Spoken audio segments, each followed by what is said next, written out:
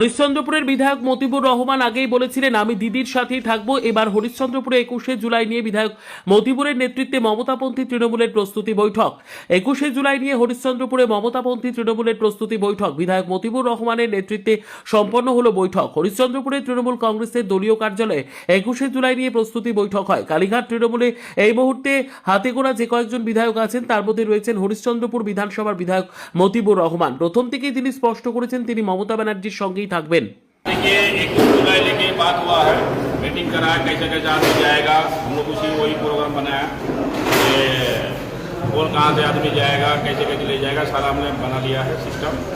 ये तो कोर्ट का ऑर्डर है कि 2000 से 2500 आदमी रहना है।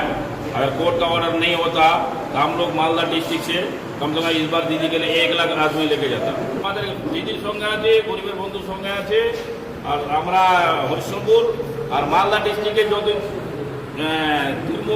কি নাম কংগ্রেস যত কিছু করেলে একটা সিট পাবে না, সিপিএম যত কিছু করেলে একটা সিট পাবে না, কংগ্রেস কি ওর নাম যে আপনার যে তোমার আপনার ये ऋतु बसु पार्टी नहीं तृणमूल उसको भी एक सीट नहीं मिलेगा। तो दीदी को यहाँ मालदा डिस्ट्रिक्ट की सीट मिलेगा, ये मेरा गारंटी है। लोगो तो ना है আপনাদের? लोगो हमारा लिए दीदी है, दीदी का फोटो है, फोटो दीदी का फोटो जहाँ देखेगा वहाँ ही अपना वोट आदमी डालेगा।